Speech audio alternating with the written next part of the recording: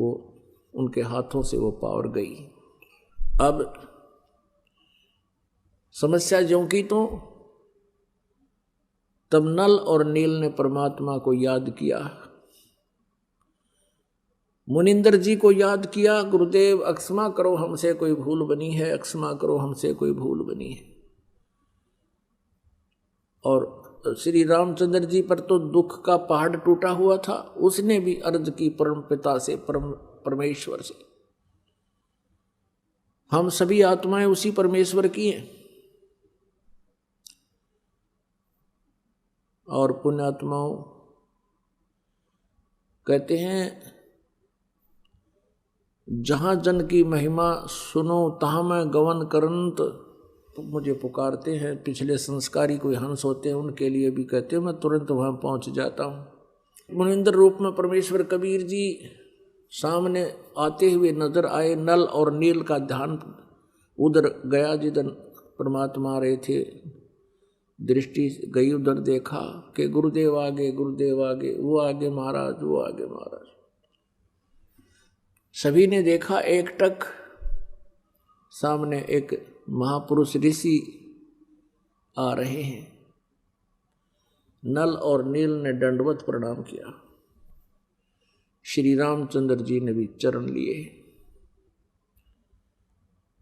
श्री रामचंद्र जी ने कहा कि भगवान, आज आपके शिष्यों से ये पत्थर नहीं तैरे, जल के ऊपर पत्थर नहीं तैरे।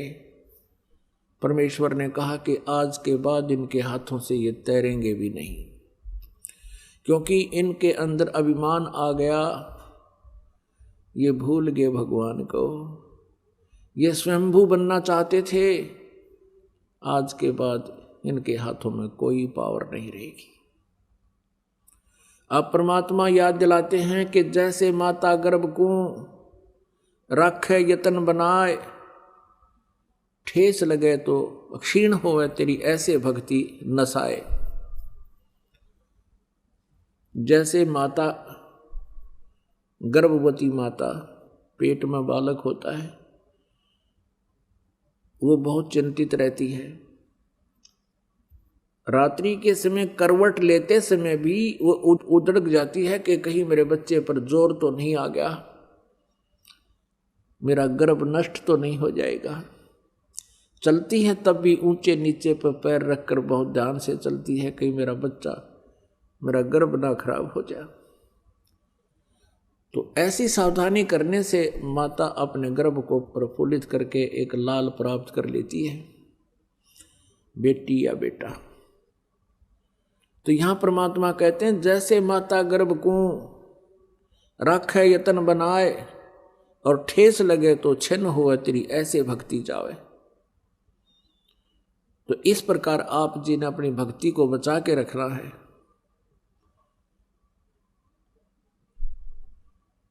काम, क्रोध, मोह, लोभ, अहंकार ये इसके शत्रु हैं। परमात्मा की मर्यादा से हट जाना तो भी हम भक्ति नष्ट कर लेते हैं।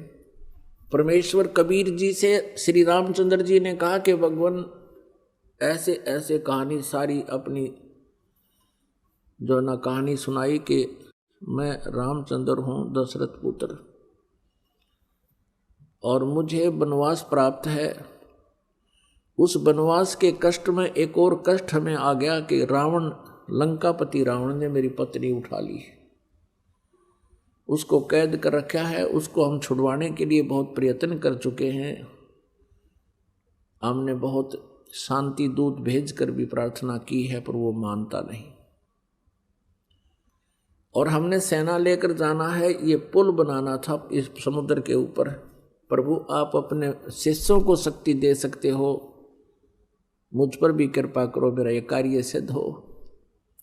तब परमेश्वर कबीर जी ने कहा कि मैं अभी इस पहाड़ के चारों तरफ, मुझे पता था तेरी आपत्ति का, इस पहाड़ के चारों तरफ अपनी सोटी से, एक पहाड़ था वहां से कम 4-5 किलोमीटर की दूरी पर, इस पहाड़ के चारों तरफ मैंने रेखा खींच दी है अपनी सोटी से, डंडे तक।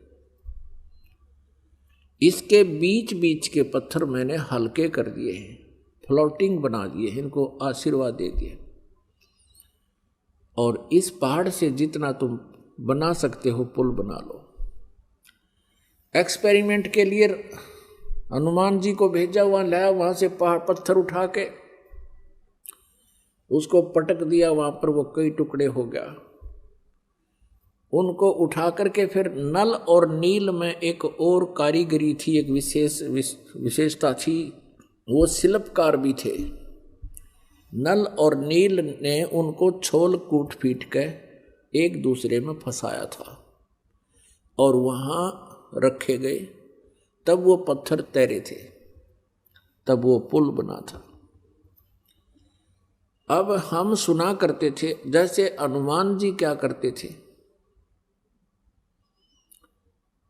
हनुमान जी पत्थर वहां से, क्योंकि 4-5 किलोमीटर से उठा के लाना था और पुल के ऊपर भी आगे चल चल के डालना था, लंबाई बहुत बढ़ती चली गई थी। हनुमान जी क्या करते थे, पत्थर पर राम लिख लेते थे, राम,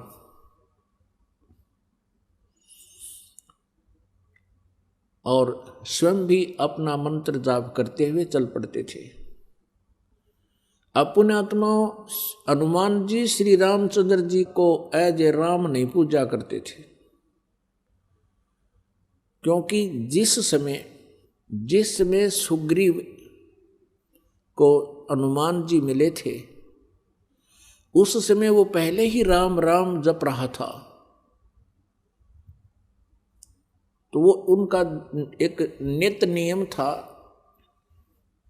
कबीर साहब कहते हैं, आप राम कहे ओरा राम कवावे, और जिस मुख राम ना उचरे ता मुख फेर कवावे। जैसे हम बोलते हैं सत साहिब, तो सामने वाला भी कहेगा सत साहिब। सत साहिब का अर्थ होता है अविनाशी परमात्मा। राम कहो साहिब कहो। अब पहले राम राम बोलते थे तो सामने वाला भी राम राम बोलता था। जैसे कोई कहता था चाचा राम राम, तो वो 2-3-4 बार बोल जाता राम राम राम राम राम राम भाई राम राम। तो ऐसे इस उद्देश्य से हनुमान जी लिख लेते थे राम, और जो भी वो मंत्र जाप करते थे, सामने वाला भी कोई पढ़ता वो भी समझ जाता कि राम शब्द लिखा है, राम का अर्थ है राम राम। यानी अपने मंत्र को जाप करते रहो, भगवान को याद रखो, वो लिखने का उद्देश्य ये था। और कोई यूँ कहे कि हनुमान ने श्री राम नाम लिख दिया इसलिए पत्थर तिर गए, हनुमान जी वहीं थे, श्री राम वहीं थे। अब पहले हम क्या सुना करते थे कि श्री रामचंद्र जी ने पुल बना दिया समुद्र पर। कभी हम सुनते थे कि नल नील ने पुल बना दिया। नल नील को एक ऐसी शक्ति थी, उनके हाथों से पत्थर तैर जाया करते। फिर हनुमान जी ने राम नाम लिख दिया इसलिए पत्थर तैर गए। कोई सिर पैर नहीं था इन बातों का, ये लोक वेद था। यदि नल नील के हाथों में पावर थी और उससे तैर गए थे, तो हनुमान जी ने राम नाम लिखने की क्या जरूरत पड़गी। फिर श्री रामचंद्र जी का क्या सहयोग रहा उसमें, पुल के बनाने में कौन सा आशीर्वाद रह गया उनका, जब वह तो आप याचना कर रहे थे समुद्र से। तो पुण्य आत्माओं कहते हैं, जगत का पेखना पेख्या धनी का नाम ना लेखा। जगत का पेखना पेख्या धनी का नाम ना लेखा। कि धनी माने उस समर्थ भगवान का तो किधर जिक्र भी नहीं। जगत का पेखना पेख्या के उसने न्यू कर दिया। हनुमान ने राम नाम लिख दिया, पत्थर तिर गए। नल नील के हाथ में शक्ति थी, पत्थर तिर गए। रामचंद्र जी ने पत्थर तिरा दिए। कहते हैं जगत का पेखना पेख्या, एक दूसरे को तुम कह रहे उसने ऐसे कर दिया, जिसने ये किया उसका जिक्र भी नहीं। धनी का कि तो नाम ना लेखा। अब परमात्मा कबीर जी बताते थे, समझाया करते, काटे बंधन विपत में कठिन कियो संग्राम। चिन्नो रे नर प्राणिया ये गरुड़ बड़ो के राम। हम क्या सुना करते थे, कहते हैं नागफास एक जो है यंत्र छोड़ दिया, नागफास, क्योंकि सिद्धि से लड़ाइयाँ हुआ करती थी पहले, सिद्धि से तीर चलते थे। वो नागफास एक ऐसा यंत्र था, उसमें से कहते हैं और कई हजार लाखों करोड़ों नाग उत्पन्न हो गए, सांप, और उन सर्पों ने रामचंद्र जी, लक्ष्मण, हनुमान, अंगद समेत पूरी सेना को जकड़ दिया, जैसे ईंख बांध दिया करें, नो हाथ और चारों तरफ सांप लिपट गए, उनका कत्ती नीचे से लेकर ऊपर तक ऐसे फड़ कर गया, हाथ नो के नो रह गए सबके, यानी पूड़ी सी बांध के खड़ी कर दी। अब कहते हैं उस समय गरुड़ को याद किया श्री रामचंद्र जी ने, गरुड़ पक्षी को, और गरुड़ पक्षी ने आकर फिर वो सांप काटे, वह सर्प काट दिए सारे। तब भगवान श्री राम बंधन मुक्त हुए। अब परमात्मा कबीर जी कहते हैं, अरे तुम्हारे हृदय माथे की कहाँ गई, विवेकहीन हो गए तुम, काटे बंधन विपत में, कठिन कियो संग्राम, और चिन्हो रे नर प्राणिया, ये गरुड़ बड़ो के राम। ये तुम्हारे राम को भी जिसने बंधन मुक्त किया, जिसकी बंध छुड़वाई, तो गरुड़ बड़ा हुआ कि तुम्हारा यू राम बड़ा हुआ। कहते समुद्र पाट लंका गयो, सीता को भरतार, अगस्त ऋषि ने ये सातों पी लिए, इनमें कौन करतार। तुम एक बात से ये मानते हो कि भगवान श्री रामचंद्र जी ने समुद्र पर पुल बना दिया अपनी शक्ति से, तुम्हारी बात बड़ी कर लेते हैं। यदि आप इसी आधार से इनको समृद्ध शक्ति मानते हो कि समुद्र के ऊपर से पुल बना लिया, अरे समुद्र को, सातों समुद्रों को अगस्त ऋषि ने पी लिया था एक के घूंट में, और जो श्री रामचंद्र जी के लिए पहाड़ हो रहा था, उसको समुद्र पुल बनाने मुश्किल हो रही थी उसको, तो इनमें कौन करतार। अगस्त ऋषि शक्तिशाली हुआ, श्री रामचंद्र हुआ जिसने सातों समुद्र पी लिए, अगस्त ऋषि ने। फिर तुम श्री कृष्ण जी को भगवान मानते हो, उनमें से एक ये भी आधार पॉइंट बनाते हो कि भगवान श्री कृष्ण जी ने गिरिराज पर्वत को उठा लिया था, गोवर्धन पर्वत को उठा लिया था। अब परमात्मा कहते हैं गोवर्धन श्री कृष्ण धार्यो, द्रोणोगिरी हनुमंत, शेष नाग सब सृष्टि उठारा, इनमें कौन भगवंत। हनुमान जी ने तो द्रोणागिरी पर्वत पहाड़ उठाया, श्री कृष्ण जी ने गोवर्धन उठा लिया, और तुम लोकवेद सुनाते हो, तुम्हारी पौराणिक कथाएं हैं पौराणिक के शेष नाग ने सारी सृष्टि, सारे ब्रह्मांडों को अपने सिर पर धर रखा,